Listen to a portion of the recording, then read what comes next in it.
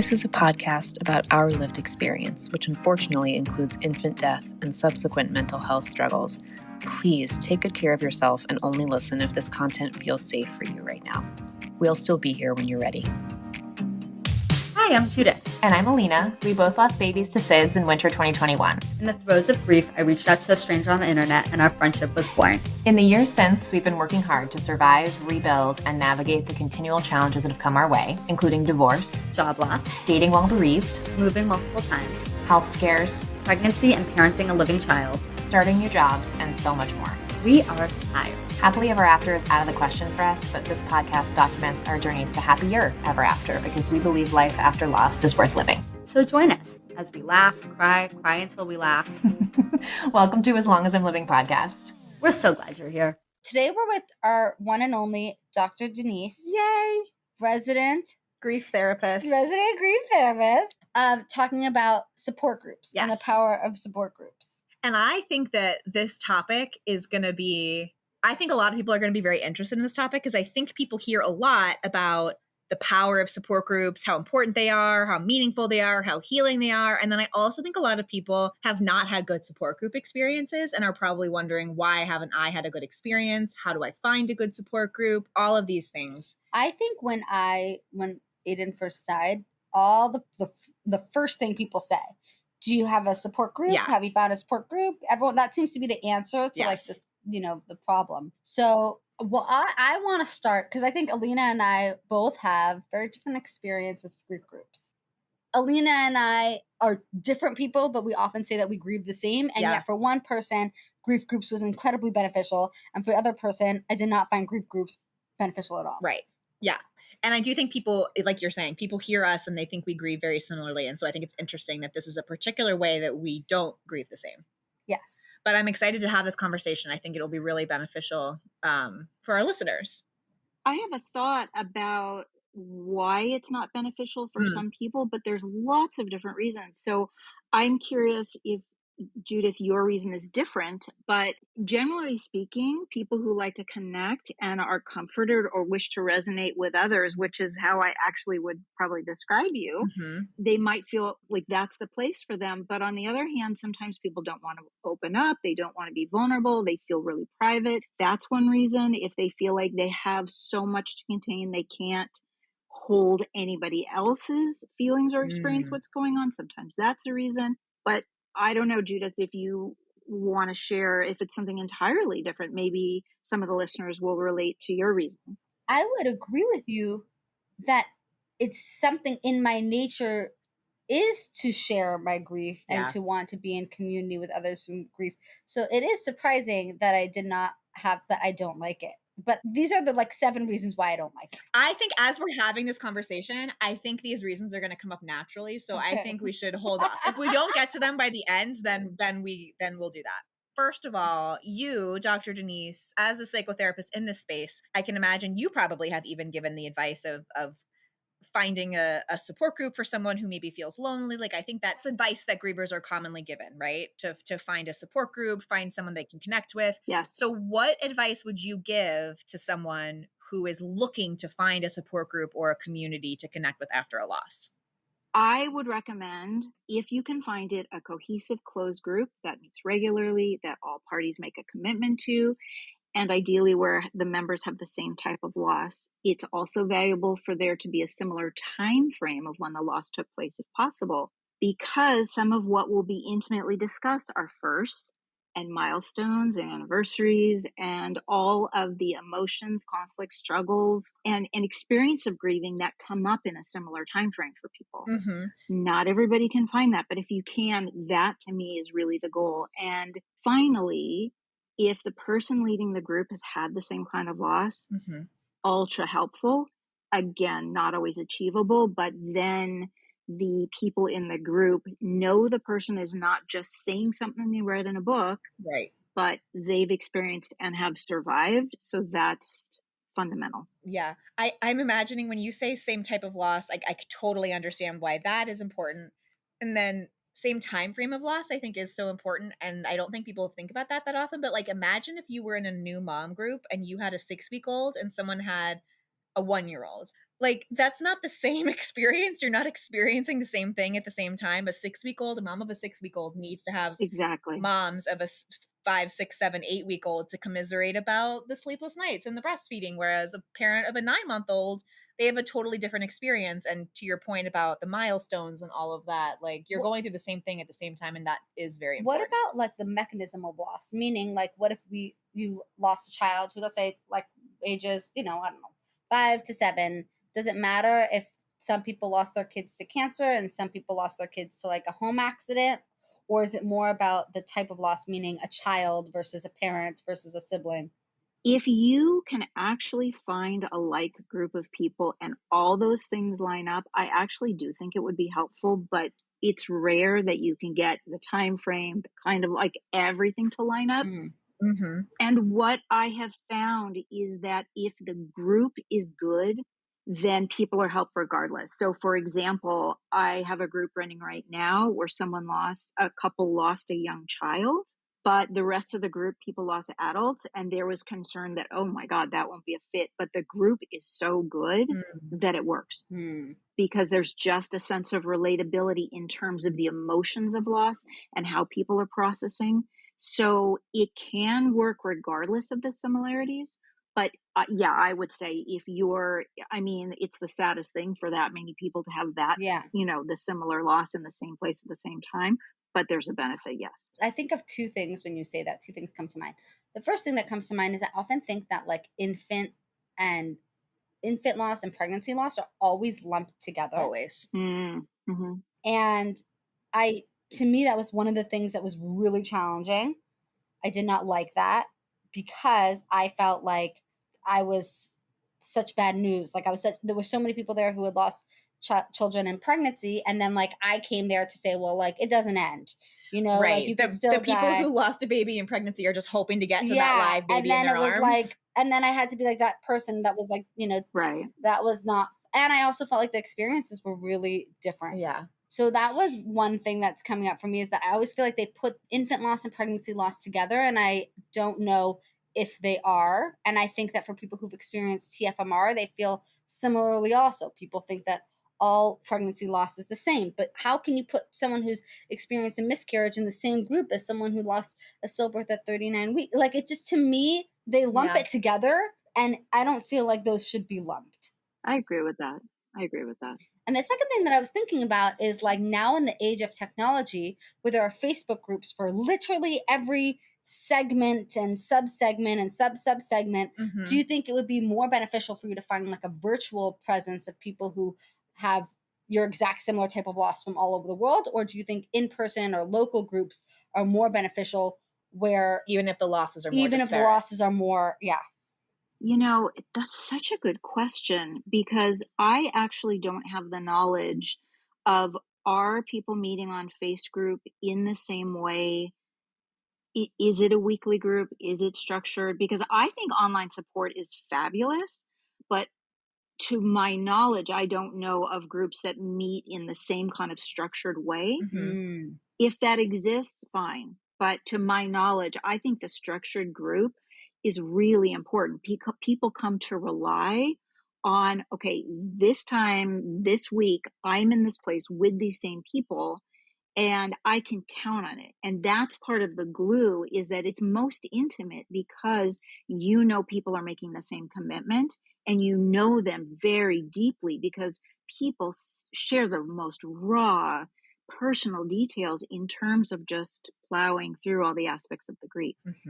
And so I personally don't know that there's a replacement. It's interesting that you're speaking about the structure, because I think one of the benefits to being in a virtual online Facebook group community thing is that you can access these people any time of day. But I think on the downside, like, it sounds like what you're saying is like having a structured topic and facilitator is very beneficial. And I don't know if these groups, there's no facilitator for like First Candle Facebook. No. It's interesting. Yeah, that is interesting. Yeah, I think it's a different kind of support. I think that's invaluable, but yeah, I having a facilitator, I think, is very beneficial because people have a sense of safety and I can rely on this person to structure it in a certain way and help us discuss a difficult topic. And I do give some feedback. And you know what to expect in every session, and you know that it will feel like a safe place, right? And that someone is there to hold the... Well, do you feel like, and I think I know your answer because I think you might be biased, but do you think that this is sufficient, or you think people need individual therapy with a therapist as well? I think individual therapy is important as well. Yeah. Mm-hmm. Now, part of it is dependent on how often the group meets. So I have a baby loss group. We meet every single week. That's really good support. More often, groups meet every other week. Some meet once a month. You need more support than that. And frankly, I think, especially in the beginning, you want more support even than just the group, because where you get the time to speak about everything individual to you and get that individualized attention. And in addition to that, people have therapy agenda items to get to that are probably brought up by loss, exacerbated by loss, but things that the group wouldn't actually get to. Right. So I would say both would be ideal. Right. That makes sense. I also have to say, because I feel like we did not give this caveat, that you are a facilitator of grief groups. Yes. And have been for many, many years. And I know Good point. that you also work with As Long As I'm Living community members, and you have like kind of like a As Long As I'm Living originated group, right? I do. Yes. Okay. Because I feel like we should give some context that you are not only resident therapist for us, but you also do this grief work. Yes. In the groups. Yes, I do this. Yes. Good point. Yes. And that's the group that originated from the podcast is the group that meets every week. How long have they been meeting every week? It's over a year. Wow. That's crazy. Wow. So, Dr. Denise, what can someone expect from a grief group? And I especially want to ask, what can someone expect from one of your grief groups? Because I have been to support groups that are different and then the way that you facilitate them. So I can speak to a little bit about the ones that I have loved that are a little bit different. But I'd love to hear from you. What can someone expect? But when you say structured, what do you mean? Oh, so actually, when I said structured, I meant in terms of the time frame that, when you meet each month, how long you meet for, etc. But within the structure is also the beginning of each group. I do a meditation for a couple minutes. So everybody kind of like leans in and relaxes, and then people share.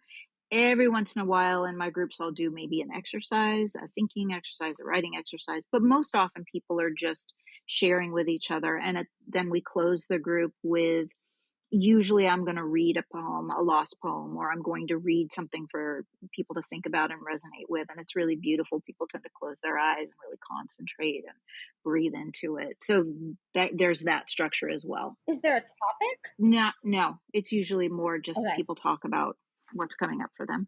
But to broadly answer, Alina, your question about what can people expect from a grief group. So there are many different kinds. As I alluded to earlier, some are on a drop-in basis with no commitment. So there's the difference in time frame. There's the difference in structure, as you say, like some are more experience-based, some are larger, some are smaller, meaning it could be a group where there isn't even enough time for people to make sure that they get to share. That would feel very different.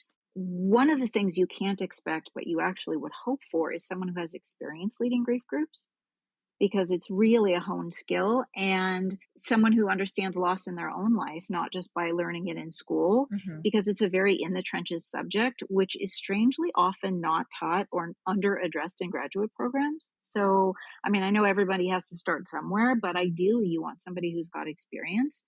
And the group is a mixture of listening and support, where everyone has a chance to share openly what's happening for them, what they're thinking, feeling, experiencing, and struggling with. So many things come up in life between sessions that need processing. Every week, people come in things. For example, if it's somebody who had a pregnancy loss, just dealing with family members who are pregnant, your neighbor's pregnant. I mean, there's so many things that happen in everyday life that you want to talk through, but you want it to be a safe environment where you understand the structure. So for example, there's crosstalk, meaning that people give feedback to each other a bit, but it's always non-judgmental, and nobody's there to change anybody else, right? So that it's positively affirming. But, and in this way it differs from therapy. It's not like it's a growth experience, but it's not about change. It's about being heard and supported. So what can people expect? There is some education along the way. There are coping strategies imparted, and you learn about yourself by hearing what others have been through too. I don't know if you experienced that. I'm guessing you experienced that.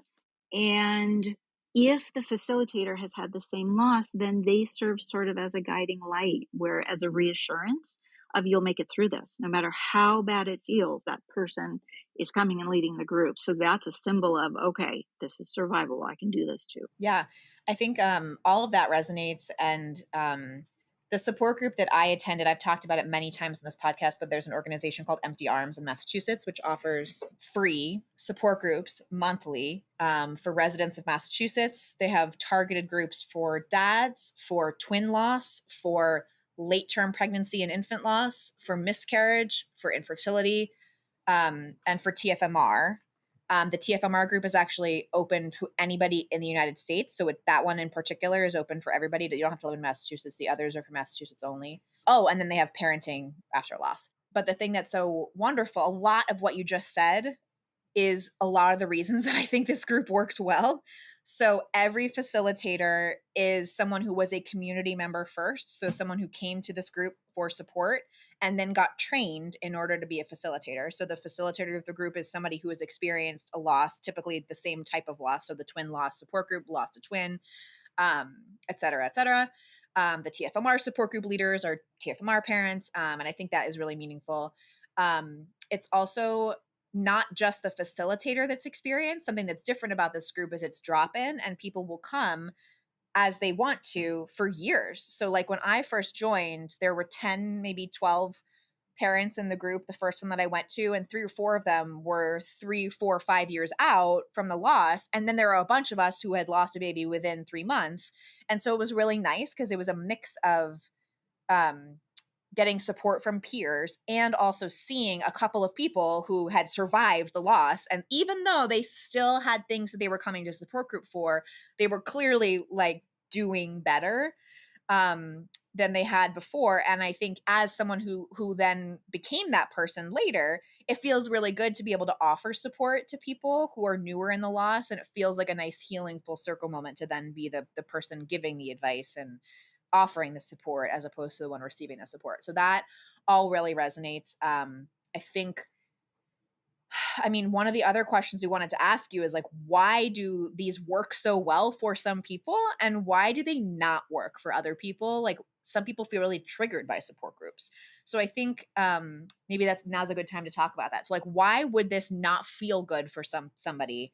Well, something that's interesting that came up for me is that every time I went, I was like, this is supposed to feel good, but I don't feel good. And then I was like, I should just try another one because clearly the problem is that must be, I don't know what. And so then I would try another one and like, I would walk away feeling so unhappy. And then I would go to another one and I was like, the problem I couldn't figure out. I thought the problem was me because I was like, it must be that this works for everybody. This is supposed to be the solution. This is supposed to be like this is supposed to be where I'm panacea. supposed to. Well, this is supposed to be like, this is how you do it. But then I never felt good. And I still don't, I could tell you what I really didn't like about it, but I am curious, like from your perspective, like, is it for everybody? And is the problem that I just didn't find the right one? Definitely not. No, I would say it's not for everybody. So, okay. So you said for some people who don't like to share, well, we know that's not my problem. So what is wrong? Why didn't I like this? Why did this not work? And I have to say, as a caveat, I probably went to 6 different support groups, okay? Some in person, some on Zoom, some through faith-based organizations, some through not, some through the Miss Foundation. I tried. I did the Return to Zero. I feel like I tried so hard. Yeah.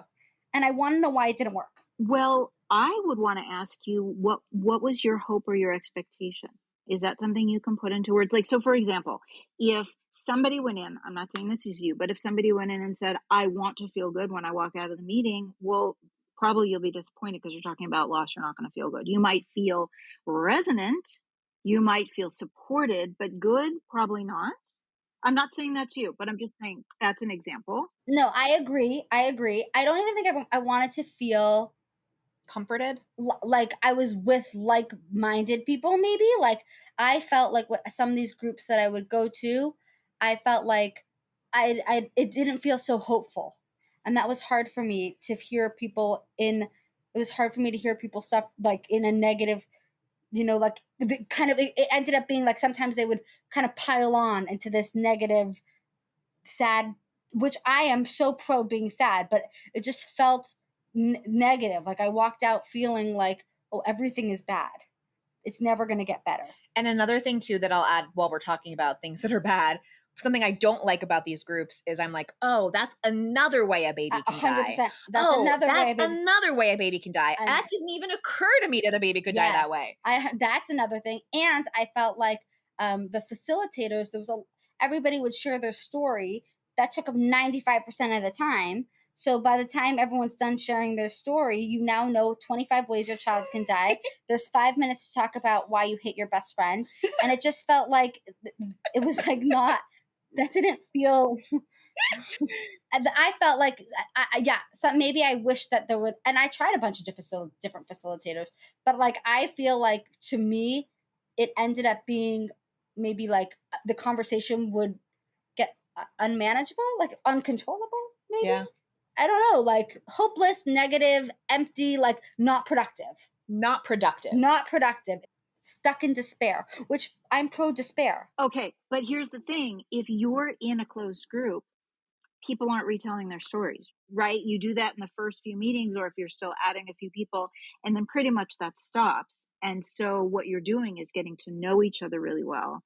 And commiserating is not really the word that I think of, but in a way where it's not focused on the negative, but it's without expectation. It's not that it's not focused on the negative and it's not focused on the positive. It's just people are expressing themselves.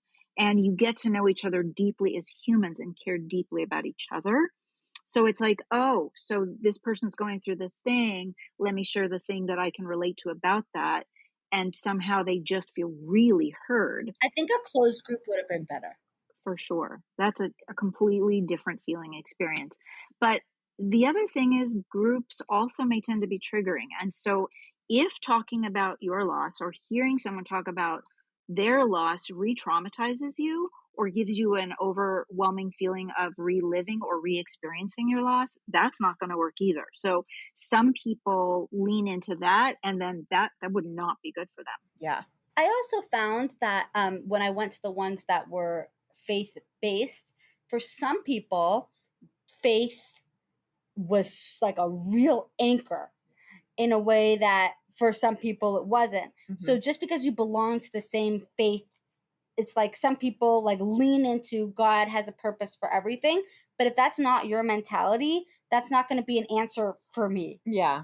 I agree with that. So I feel like the faith-based ones, even though it was nice to have people who I could talk about how hard it is, to go to Yisker, that was nice. It was hard because they would be like talking about prayer intensely. And I was like, I can't pray right now. Yeah. So that was an answer for them that just didn't resonate and actually triggered me. Because I would be like, well, I'm not sure that's going to work, so that was tricky for me also. Yeah. I think that is a huge one, because if somebody goes in saying, oh, it's God's plan, and that triggers the heck out of you, like that is not going to be fit. Right. Yeah. Yeah. I also think that there are just so many different types of grievers. And I think some people really lean into different facets, different emotions in the grief. Some people are really angry. Yes. And some people are really despairing and negative. And some people are really wanting to be okay. Like they need to fixate on the optimism of being okay, which I can imagine is irritating for other people, right? Yes. And so I think what I'm trying to get at, and I think Dr. Mandel, you would agree with me, is like not every group is going to be the right fit. And it's not necessarily because of the facilitator being bad or because the style of the group is going to be bad. Like there's a certain alchemy of the certain group of people coming together, and there's just a fit that happens that it doesn't always happen, right? Very much so. And you said it beautifully. Absolutely true. Yeah. Yes. And that's just the luck of the draw, even though we're talking about something that's not luck at all. But what I mean is you just can't predict timing that way. Yeah. Yes. Right. Yes. You've facilitated groups for a very long time, as we just mentioned. And I imagine, I feel like you're an expert in this, but I can imagine it's also challenging sometimes. So what are some of the things that come up for you that are challenging as a facilitator? Like what is wonderful about doing these groups and what is challenging? Honestly, my biggest challenge is the limitation of time and my ability to help as many people as I want to help. Truly. My groups tend to go for very long periods of time, and it's a big commitment, which means I can't start new groups at the rate of people needing groups. And that's so sad to me. That feels like a cop-out. That's a cop-out. It's really my truth. I think it is such a blessing to do these groups because I see what they do for people. And I feel so strongly. I know I said this in one of the other interviews that I did for you guys, and I mean it with all of my heart. To be able to do something positive out of my loss means the world to me.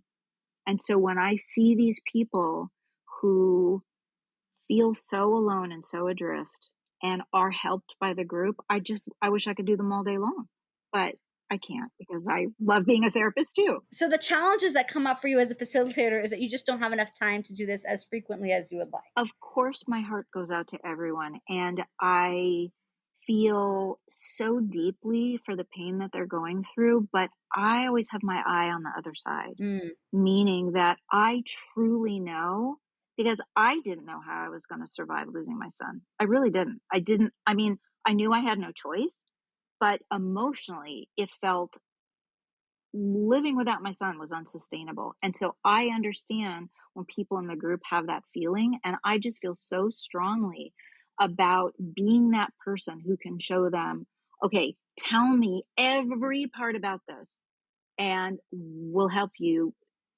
get to the point where it doesn't feel this bad. And you've heard me say what happens is it gets so that you feel less bad and less frequently, and it lasts less time.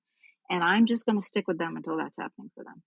Is there anything that would be inappropriate to bring to a support group? Any facet of the loss or something they're dealing with? Like I'm thinking like they're drinking to excess every single night. Like, is there anything that feels inappropriate to share in a loss group that people should really seek a different type of support for after a loss? Yes. The answer is yes. I had a grief group once where somebody was giving really uncomfortable, inappropriate details and was not attuned enough to see that it would upset people. And the truth of the matter is, I don't know that it upset everybody else in the group as much as I thought it could, but it happened like once and then it was on my radar and then happened again. And I had to speak to the person about it. And I could tell that they weren't able to self-monitor and understand the distinction of what was appropriate and what wasn't. So we had to make some changes. But also I think that if another thing I could think of off the top of my head is if somebody was so angry that it was being acted out with group members rather than somebody talking about their anger, like that, again, if somebody brings in something that doesn't feel safe for the other group members, I would need to protect them. And that's why it's so important to have a skilled facilitator, because I will say, I can imagine your groups with you as the facilitator and also the groups that I have been in with Empty Arms. The facilitators are so spectacular about, changing this, diverting the subject. If something gets touchy, also they would, ours were on Zoom during COVID. And if someone was talking about something that they knew would be triggering for me in my story, they'd message me on the side and say, hey, are you okay? Should I, switch the topic? Like I can imagine it's a very active process to be a facilitator and not passive in any way. Like you're paying attention to the vibes in the room, to what everyone's saying, everybody's stories, so what might be triggering. Like I can imagine it's a very, very, very active exercise for you. It very much is. And the other thing that I'm reminded of when you say that is also when somebody isn't sensitive to time frame, meaning if somebody starts to tell a story and get really sidetracked, talk about other things that aren't grief, or aren't attuned to, okay, I could talk for 40 minutes and Right. take up, more than half the time, and there are 6 other people waiting to speak, that would be another problem. Right. And I have another question in line with this, but what do you do when everybody on a grief journey moves, they move through a process. So how do you manage it when some people, let's say, are moving at a much quicker speed and are, ahead of the process, and some people are kind of getting stuck and so they're like no longer, even though they started the same timeline, not everybody, I could just think of my husband, like where I was at 1 year and where he was at 1 year, we were like on 2 different planets. So how do you manage people moving at different speeds in their process? It really depends on the synergy of the group, because sometimes they're aware that they're in different spots, but they're so empathic with each other that it doesn't create a problem. Right. That everybody just talks about where they're at, but everyone's okay with it. It has happened at times where somebody will leave a group before the rest of the group is ready. And I'm talking a couple years in even. But sometimes people will sort of self-identify, you know what, I think I'm in a different spot. I think I'm going to go. Love you all, but I'm kind of ready to fly. And most of the time it's not an issue. People they sort of embrace and accept that they're struggling with different things, but it doesn't create a problem. It's a really good question, though. So you brought up your husband. Mm-hmm. How do you feel about couples doing these groups together versus one partner going to a solo group? I don't want to gender it, but for example, a dad's group, a mom's group, or a gestational parents group versus non-gestational parents group, or a couples group. Like, are there benefits to those? What do you see working well? I have thoughts on it just from witnessing in my support groups. I'll be interested to hear your thoughts, but what I will say is that in my experience, usually both members don't come. And if both members come initially, only one stays. A lot of times what happens it's more often, I don't mean to be gendered, but a husband will come in support of a wife. Yes. And she'll get attached to everybody, then he leaves. But having said that, I will say that I have a group going right now where there are actually 3 couples and then 2 people who aren't in a couple, and it works beautifully. But I do think groups based on gender can be helpful, but it's kind of like if somebody comes and it works for them, everybody's happy. I haven't had an issue. So in my experience, there were groups where there were partner groups of, a couple where you could tell, and again, not to be gendered, but this was the actual gender distribution. That dad was dragged to that group kicking and screaming. He did not want to go. He was not getting anything out of it. His wife was like, you got to haul your ass to this group. We're going to fucking fix this grief. We're going to get it fixed. You got to get your shit together, right? Did not say a word, was not interested in being there. And that I feel like really negatively affected the overall tone of the group. I'm sure. When there's someone who's just there as like a very hostile observer almost, like did not want to be there, right? There were also couples where the dad was such an integral part of that baby's story and was so invested and so lovely and had so much to say, and him being there so added even to my experience as a gestational parent, so added to the experience that I would never want to go to a group that like couples weren't allowed to join. But I think something that's so important is like, and this is true with all of these things, therapy, anything in the grief healing space. If you don't want to go, you're not going to get anything out of it. Like, I cannot tell you that more clearly. If you don't want to do it, you will not probably get much out of it. So I would not recommend dragging a partner kicking and screaming to a grief support group for what it's worth. But I do think it's interesting. I don't even think it's grieving is like kicking and screaming, but I can imagine my husband being like, okay, Judith wants me to come to this. I'll do anything to make her happy. I'll come, but like not saying a word. Like, yeah. I can just imagine him sitting there like he'll do anything because he loves me, but like not kicking and screaming, just like, I think if you're not bought in, you're not going to get anything out. I think you'll get less out. I wouldn't say you won't get anything, but I think you will get less. And I agree with you, Alina. I do think it impacts the group members because people feel when there's a connectedness between them. Mm-hmm. And if somebody's sort of an outlier and isn't feeling connected, the room feels different. The virtual room, the physical room, either way. Yes. Yeah.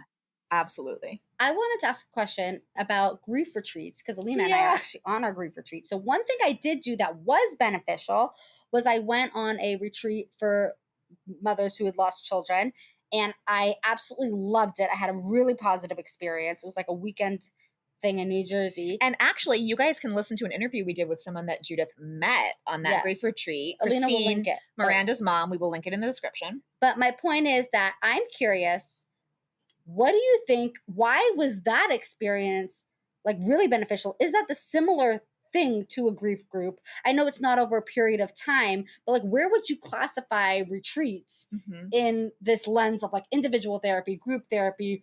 Like what is it? Is it an online community? Like I think it's possible that it was just the alchemy of the people there that made you like it. Don't you think that's possible?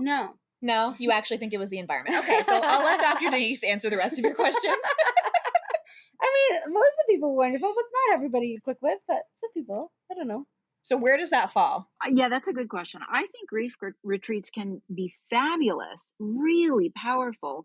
And even though you can maintain a connection, though, a lot of times as intensive and changing as it can be, it's not the sustained, predictable, usually there isn't something as an adjunct that holds you through all the seasons and all the events and anniversaries and things that come up every week. So I think it's just a little bit of a similar, related, but different animal. Having said that, I will share that I did one group. This was very interesting. There was a grief retreat through an organization where I then was the facilitator with a co-facilitator for a year for people who had been on this retreat and were dealing with child loss. Interesting. So that was sort of a combo deal, which was very interesting. I think that would have worked. I think you would have liked that. I think I would have liked that better. Yeah.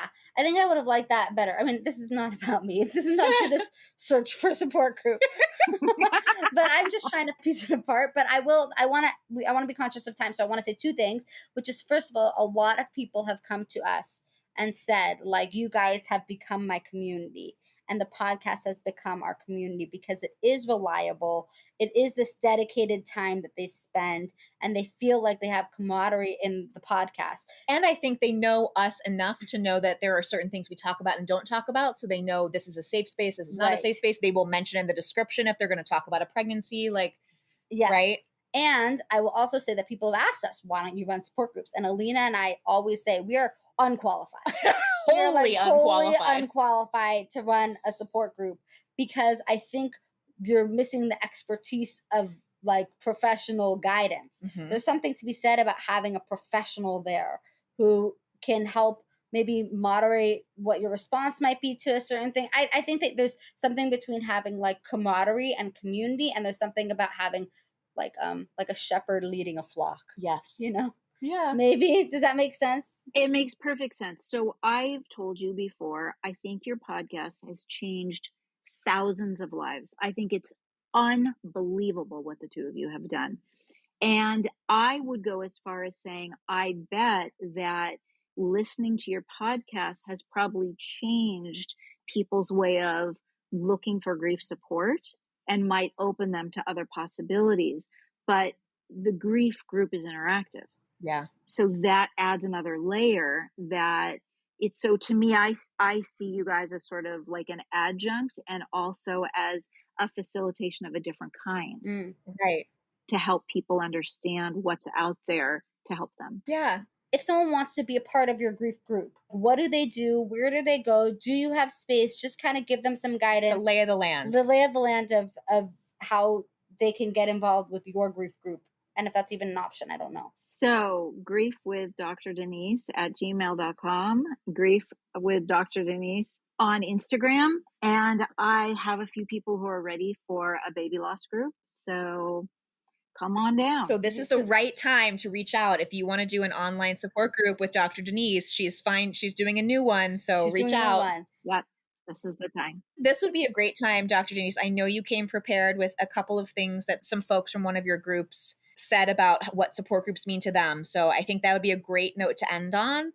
So these are real testimonials from real people who do a real support group. And these are their actual real feelings of what this support group means to them. So Dr. Denise, take it away. All right. Here's the first one. Grief group has served many roles through my grief journey, even after joining almost a year after loss. Despite being in other therapies, grief group felt like a lifeline. There were some weeks when I'd hang up from group and already be looking forward to the next week. It was a time, sometimes the only time, when I felt like it was okay to feel all of the raw, vulnerable feelings I was feeling. This group could accept those, hold them judgment-free without trying to fix something, just acknowledging the horribleness of our situation. It's a singularly unique space to connect with and support others who understand the experience. There's something truly special about meeting the same small group of people over time. We come to know each other's stories, to know each other's babies and families. We understand the unique challenges that each of us face. We celebrate each other's successes. We see the growth and change in each other over time. We're there to listen to the struggles each faces. Knowing that you're not alone means everything. Here's the next person. And it's almost a counterpoint. A benefit of the group for me is that I can be understood without having to explain. I feel like there's sometimes a burden to explaining what you feel and why. In group, I don't have to explain the why. It also helps to remind me that others have and are doing this. They have lived through it, and so maybe I can too. Aww. So here's a totally different angle. Losing a child isn't just heartbreaking, it is utterly terrifying and disorienting. I felt like I didn't recognize the world I was living in anymore, and like I didn't even recognize myself anymore. This support group has offered such a respite from this unfamiliar world. The group has helped me not only to process my grief, but to assuage some of my fears. I've been able to share thoughts I was afraid made me sound crazy and express jealousies and resentments I was afraid made me sound like a terrible person. Hearing others validate those thoughts and feelings has made the load feel a lot lighter. Aww. I've made friendships from my grief group that are like family to me now. Being in a group with other grief parents who understand what I'm going through and being led by other grief parents who are farther along in their journey has been one of the most significant aspects of my personal healing. Unless you've had this loss, there is no way you can know this pain. Being led by a person who had this loss and is learning to live a joyful life gave me and continues to give me hope. It's so nice. It's so beautiful. Here's another one. This experience has been so isolating and painful, but connecting with other lost moms has enabled me to express my grief and my child with those who understand at a soul level the life we now navigate. It has helped me tremendously in the grieving process to know that I'm not alone. Our babies deserve to be remembered, to be celebrated, and to be carried forward. And groups like this allow us to do just that in ways that really can't be adequately expressed. Grief is so layered, ever-changing, but also constant in the aftermath of losing a child. It is unlike any other type of grief, and we need other lost parents to connect with in order to truly feel heard and seen with the deep understanding that we desperately need in order to move forward. Well, I don't think we could say it better ourselves, even though my experience was not that. But I just want to say thank you, Dr. Denise, for coming back on the podcast. I think this is your, fourth time? Third time. The third time. We recorded another one. But we made 2 episodes out of one of That's them. True. That's the true. 4th episode.